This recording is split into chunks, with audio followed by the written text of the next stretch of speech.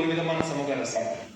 இன்னொரு சமூக அரசியல் வந்து நிர்மாண், ஒரு விஷயத்தை கட்டமைக்கிறது. இது ரெண்டுமே சமூக அரசியல் தான். இப்போ போராட்டம் ஒரு பக்கம் இருக்கும்போது சில பேர் அமைதியா வந்து வேலை பார்த்துட்டு இருப்பாங்க. ஒரு விஷயம் ஒருத்தவங்களுக்கு ஒரு முதியோர் இல்லம் வச்சு நடத்துவாங்க.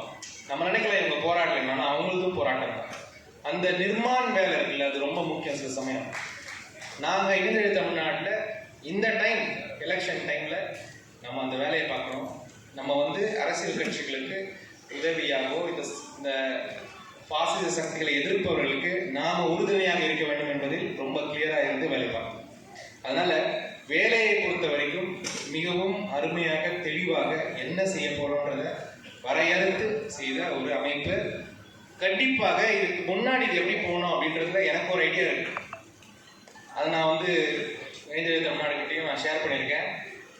இன்னைக்கு காலகட்டத்தில் நிறைய பப்ளிக் ஒப்பீனியன் என்ன இருக்கு, அதாவது மக்களுடைய எண்ணம் என்னவா இருக்கு, என்ன ஓட்டம் என்னவா இருக்குன்னு யாருக்கும் தெரியல. ஏன்னா பல பேர் எல்லாம் ஒன்றும் மீடியாவை பார்க்குறோம், இல்லைன்னா வீட்டில் உட்காந்து பேப்பர் படிக்கிறோமே தவிர இந்த ஊர்களுக்கு சென்று மக்களுடைய என்ன ஓட்டம் என்னவா இருக்குன்றதை யாருக்குமே தெரியாமல் போயிடுச்சு. அந்த பப்ளிக் ஒப்பீனியன் ரிசர்ச் பண்ண வேண்டியது என்னை பொறுத்த வரைக்கும் இணைந்தெழு தமிழ்நாடுடைய முக்கியமான ஒரு வேலை. மக்களுடைய என்ன ஓட்டம் என்னவா இருக்குன்னு தெரிஞ்சாதான் நம்ம அடுத்த வேலையை பார்க்க முடியும். அந்த வேலைகளை இணைந்தெழு தமிழ்நாடு இங்கிருந்து எடுத்து செய்யும். அப்புறம் சண்டை இன்னும் முடிஞ்சதில்லை, சண்டை இன்னும் முடியல, ஒரு பாதி லெவல்ல வந்து நிற்குது. கண்டிப்பாக நமக்கு ஒரு பெரிய வெற்றி தான்.